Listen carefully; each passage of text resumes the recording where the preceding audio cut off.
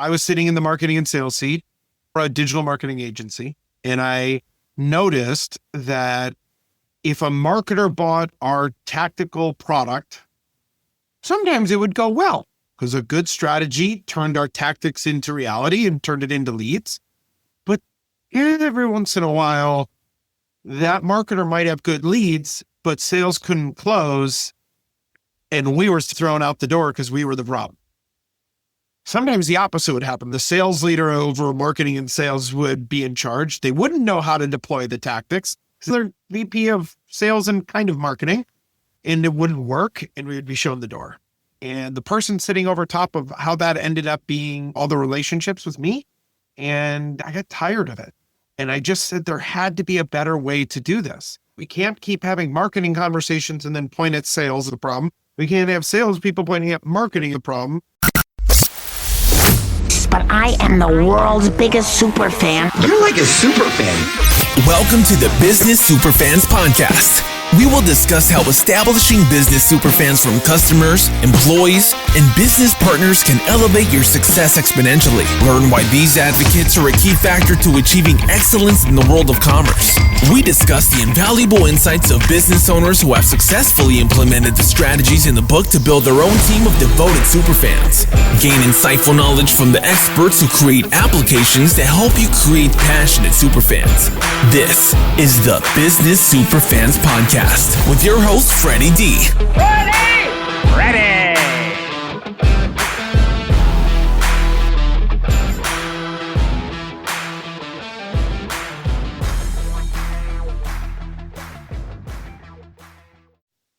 Hey, Superfan Superstar, Freddie D here.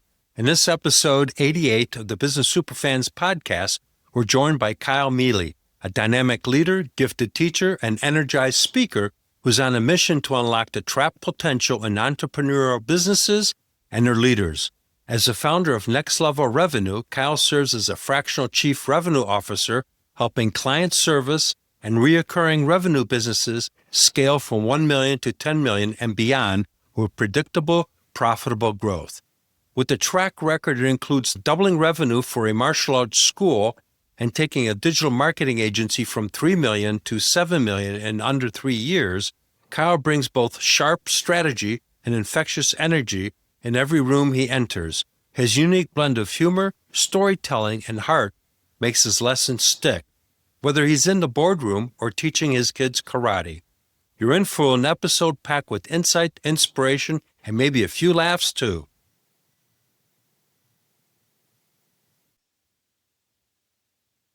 On this episode of the Business Superfans podcast, we have Kyle Mealy with Next Level Revenue. Welcome, Kyle.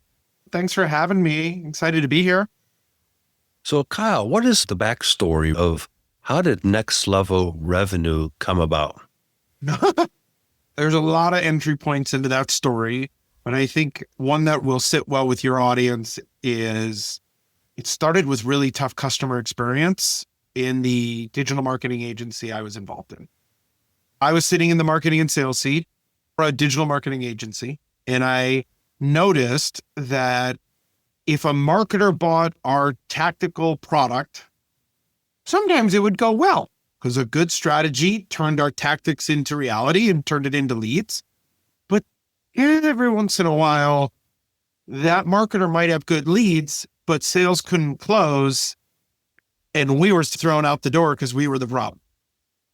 Sometimes the opposite would happen. The sales leader over marketing and sales would be in charge. They wouldn't know how to deploy the tactics. So they're VP of sales and kind of marketing, and it wouldn't work, and we would be shown the door. And the person sitting over top of how that ended up being all the relationships with me, and I got tired of it. And I just said there had to be a better way to do this. We can't keep having marketing conversations and then point at sales as the problem. We can't have salespeople pointing at marketing a problem. I spent about a year preparing and thinking through what this was going to be like. I combined all of my experience because when I looked at all the success I had in raising top line and bottom line, never once was it pure marketing or pure sales. It was always this hybrid of them both. It's not just marketing and sales alignment. I'm talking about something more, a true fusion where the lines have been completely erased. And so I said, I'm going to start to solve marketing and sales problems with one attribution model, one measurement method, and everybody in the same room. And it's been quite a ride.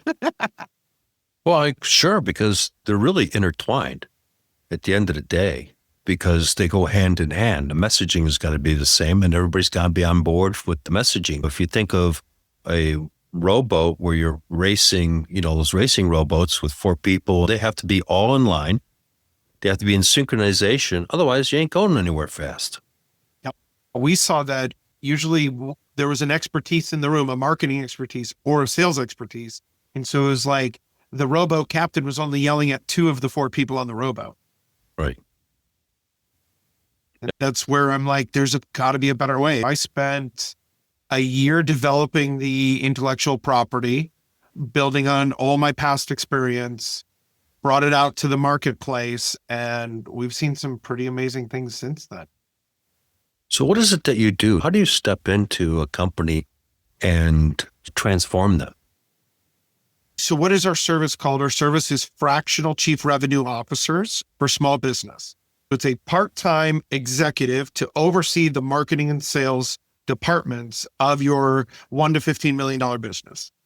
What we have found is that usually there's some sort of catalyst that starts this. Either it was a failed marketing agency relationship.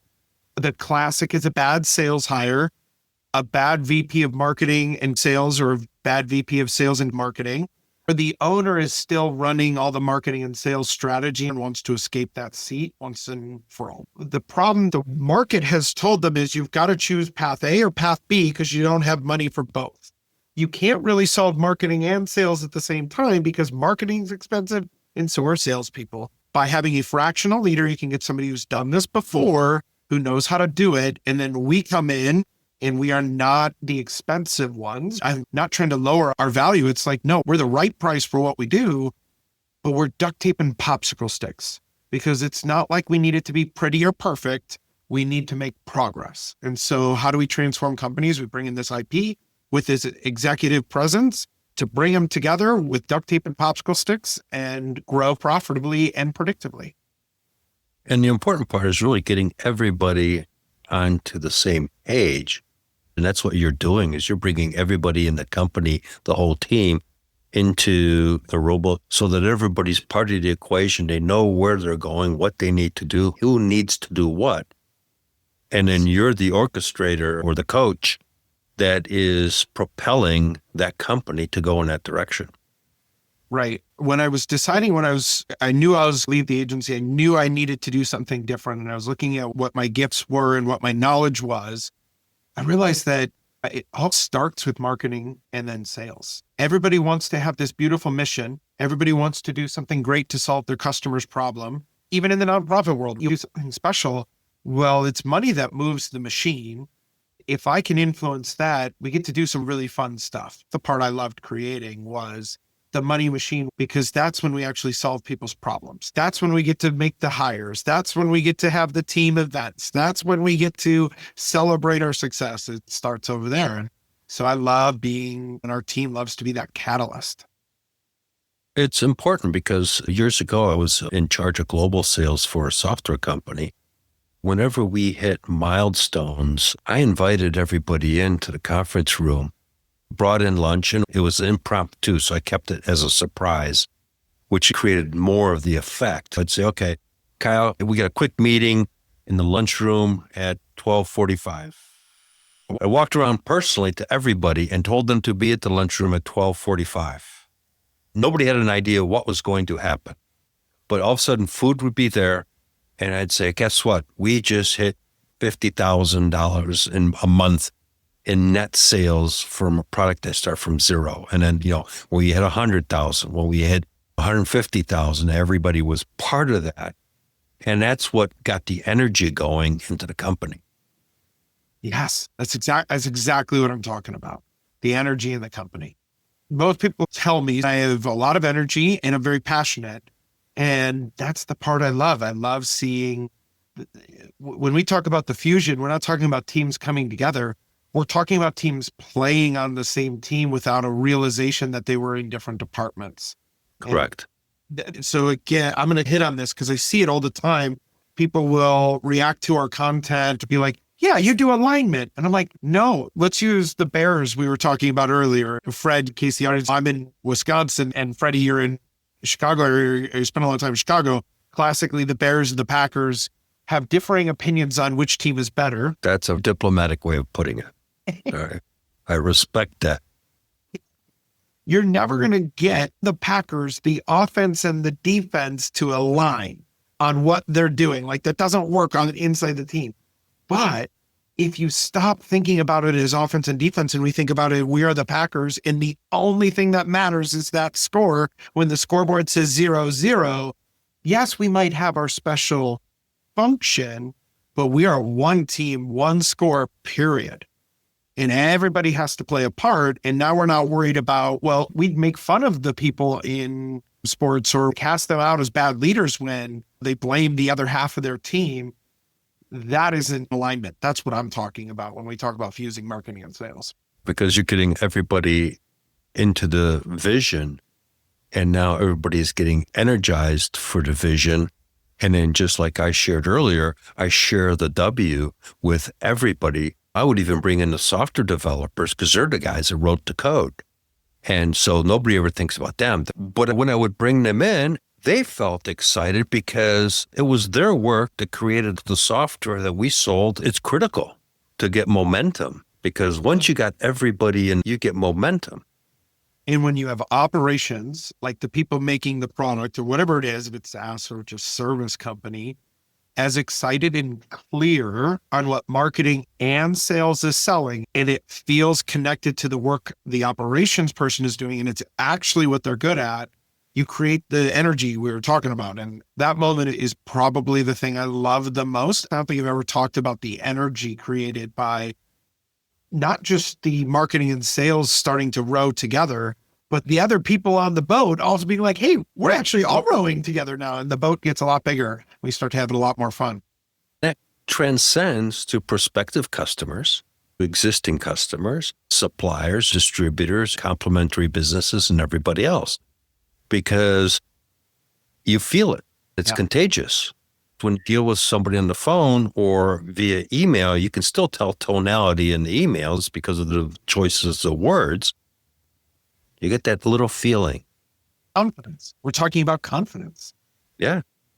So share with us, Kyle, a story of a company that you stepped in and your organization transformed that company. What's the whole story behind that? And it usually comes after massive change or some sort of brick wall. I'm thinking of one that's near to my heart. This was a business that had probably the best product that nobody knows about. The creator of the product had started and ran a $40 million business. And this was the next project he was working on. There's this massive amount of success that follows him. When I came in, they were on their third leadership team in 3 or 4 years. Oh, wow. Our approach is very different. Just open and honest, this marketing plus sales thing is not the traditional way of building businesses. I was brought in because I say things that make a lot of sense to people, and they've never thought about it that way.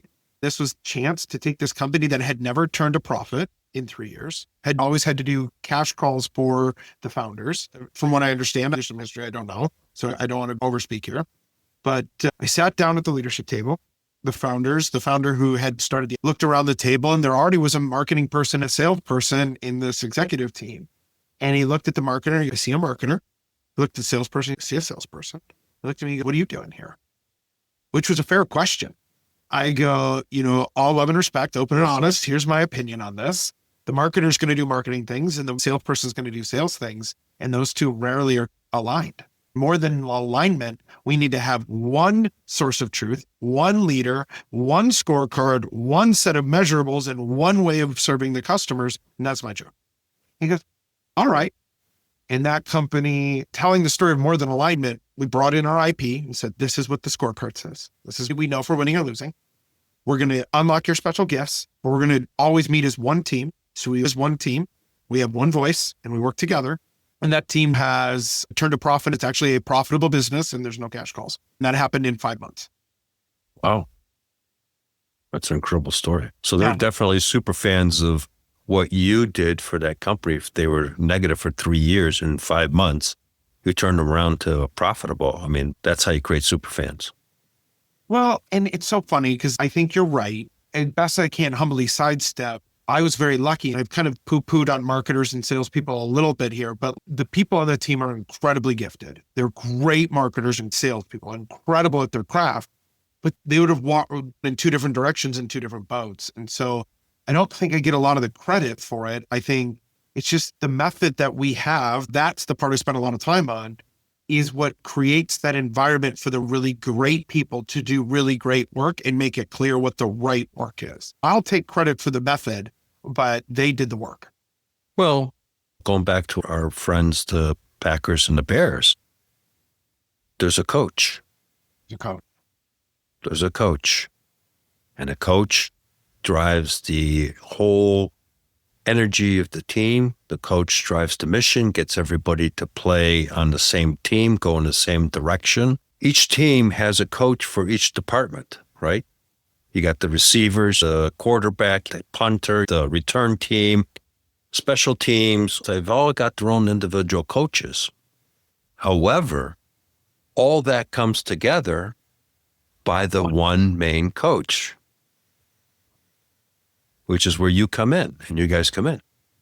I sure would love that to be so easily, but yes, in the reality, we are a part of a bigger team in those businesses because operations has to succeed, finance. But yes, your point is well made that in our model, there still is a marketing manager or a sales manager, like those roles still exist.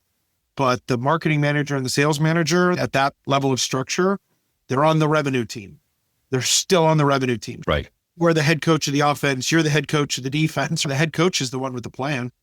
The head coach says, this is how we know if we're winning or losing. This is what good is. This is what not good is. And I think that when you split marketing and sales, it's like trying to say there's the Green Bay Packers offense team and the Green Bay Packers defense team, and then try and run those on Sundays, you'll lose. That's a good way of describing what we think about it. You let leaders lead, you let the great people do the great work. You just understand, you simplify. Correct. So how do you go about and analyze what's going on with the company? Someone calls you up and says, hey, Kyle, we've heard from so-and-so company that you did some great work with them. We're struggling here. We've been struggling for the last couple of years. Come on in. And what do you do then? Yeah, I think this is where our model has the gifts of some really thoughtful tools. I joke about it being the ultimate diagnostic tool for marketing and sales.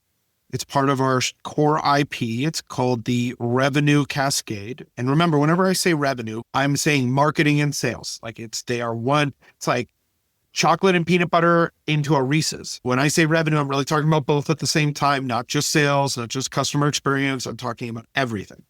And so what we have done, and this is very controversial for a lot of marketing and salespeople, it's 2025, we might have to think different. The traditional marketing funnel usually has vanity metrics. They don't mean a lot. And then the sales pipeline is usually left to right, marketing funnel top to bottom. Really, we just need to stack these things. So marketing funnel stacks on our sales pipeline. If you are a real geek like me, it's a vuvuzela from the old South African World Cup. That was annoying. I remember watching that intimately, and I had to look up what a vuvuzela was, and it's just like a long, skinny trumpet.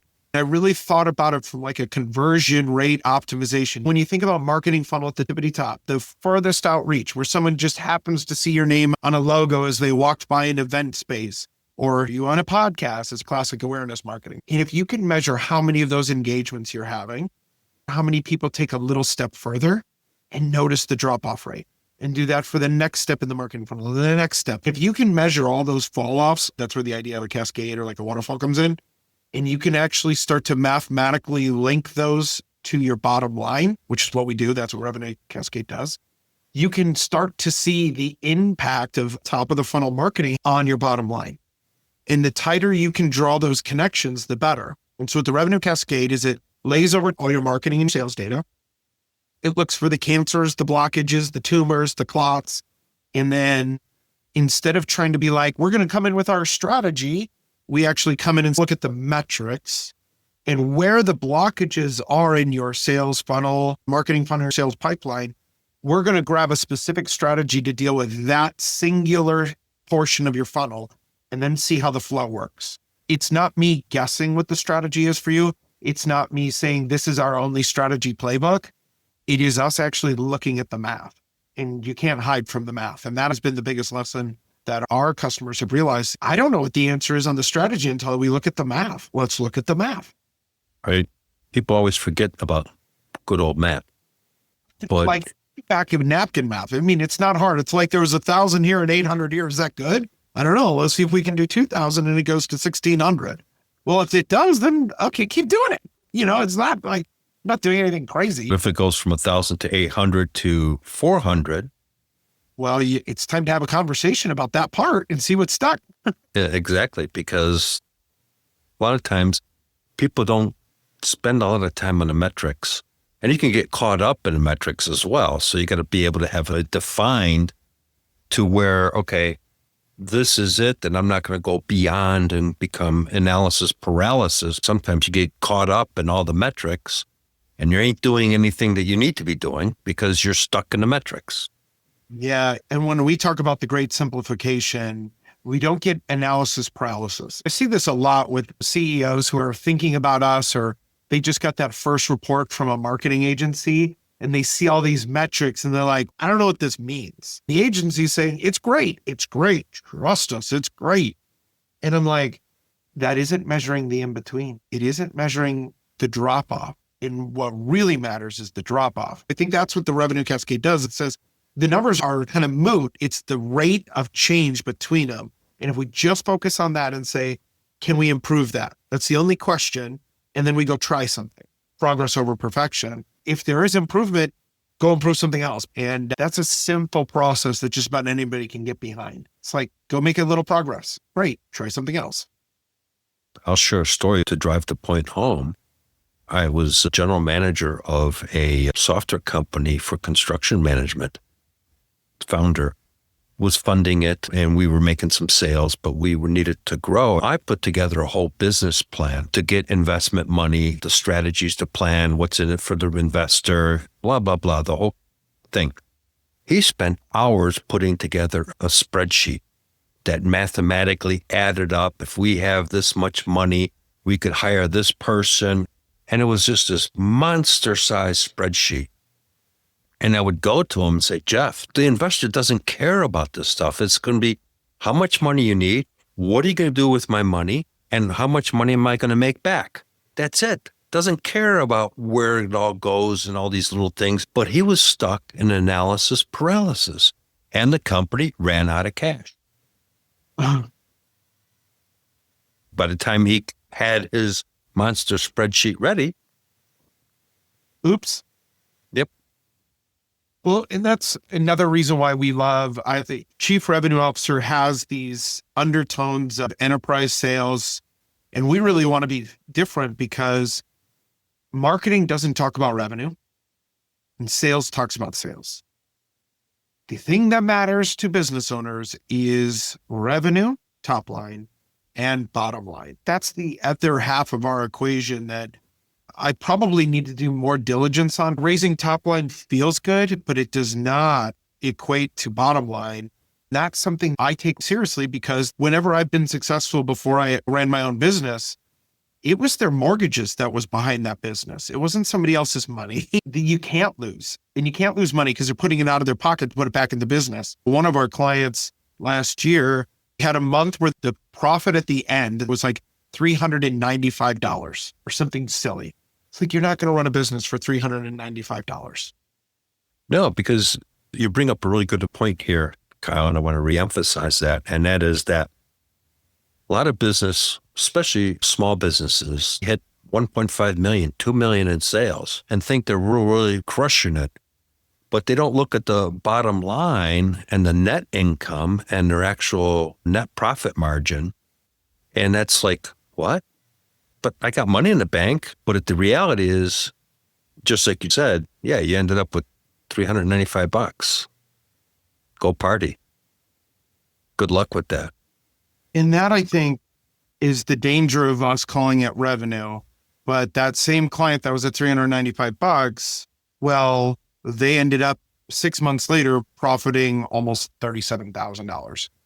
And they raised their top line by almost $100,000 monthly recurring. When we think about those numbers, I realized when I looked back at the end of the year, I think they spent outside of our fee, $30,000 in marketing. It was pretty crazy the amount we were able to drive in profitability, we were able to drive with the tools in front of us. And I think that's one of the things that is probably under talked about in marketing and sales. It's like, well, if I had $1 million, of course we could do all those things. And it's like, we have to come in sometimes when there's $1,000 a month marketing budget and figure it out. Some people call that impossible. I call that fun. Maybe I'm sick in the head. I think that's the challenge. You get fired up in those situations because you think out of the box. What's some of the low-hanging fruit? You can go back to existing customers and get additional revenue out of them. That's often overlooked because people focus on acquiring new customers and forget about the gold mine they have sitting in the back of their pocket, right? Sometimes that's an entrepreneurial approach. We got to look wherever we need to look. That's why I love working with entrepreneurial businesses. They are great problem solvers. The solution might be in our backyard and it's a bit messy. We might have to do digging and some hunting and some painful phone calls, but you know what?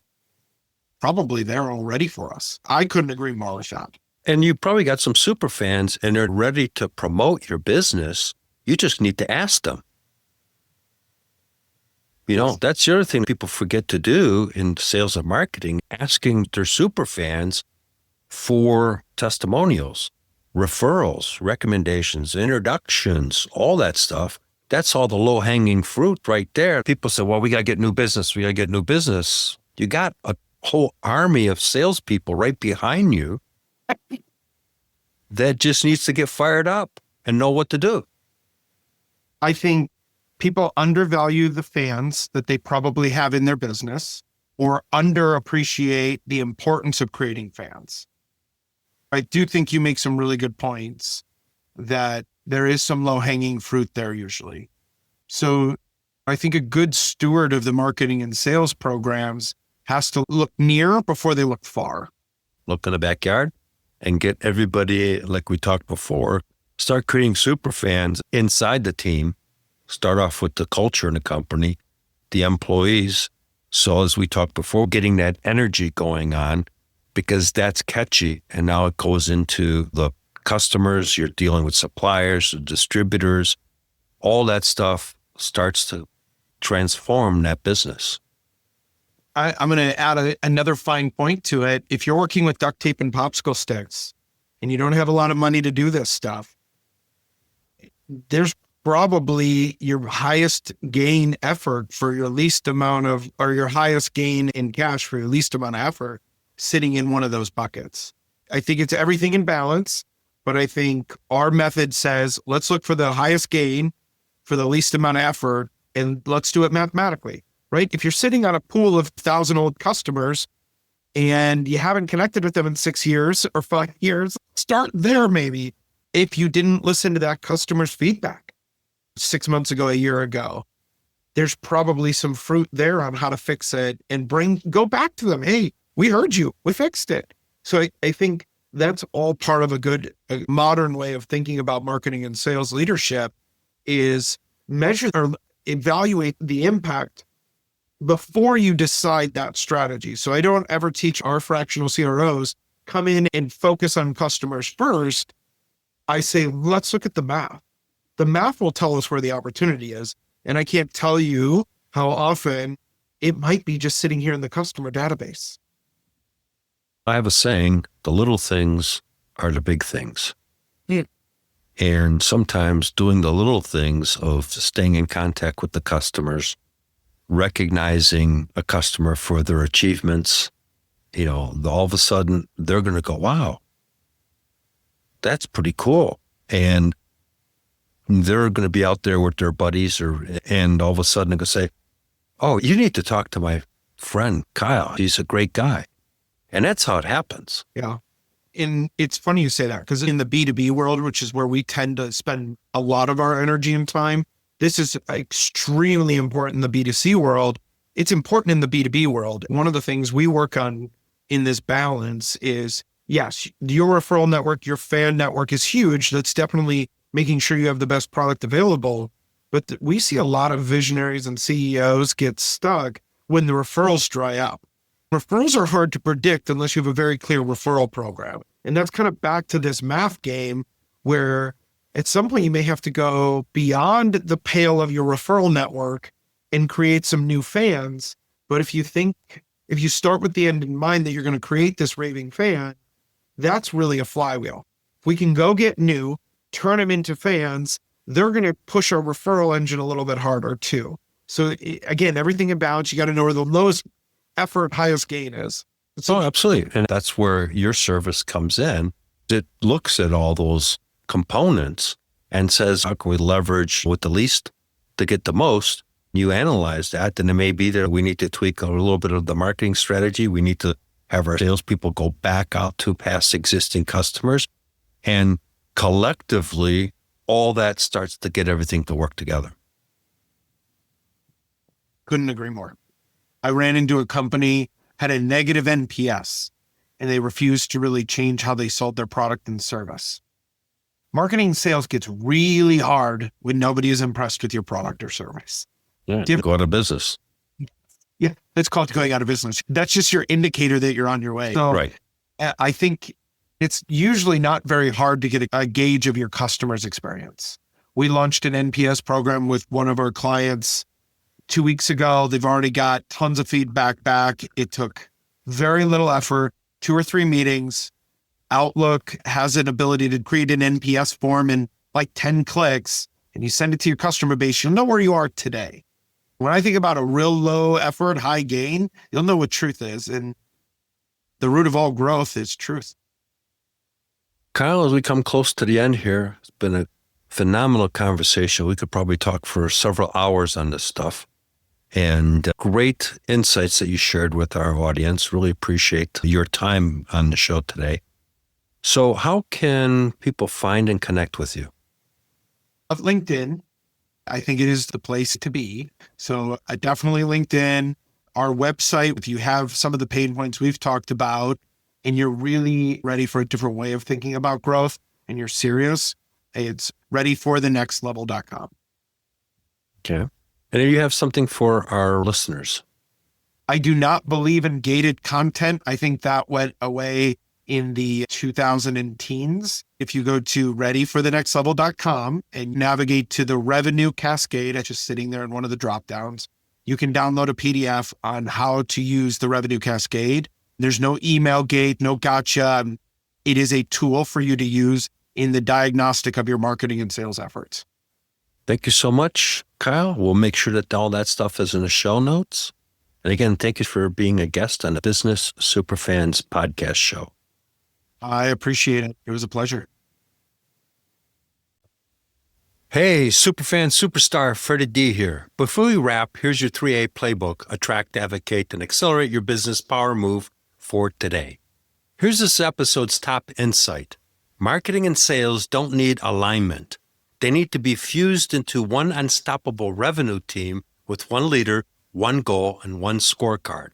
So here's your business growth action step. Ditch the silo org chart, appoint a single revenue leader to own both marketing and sales, and start running one unified weekly meeting to drive momentum.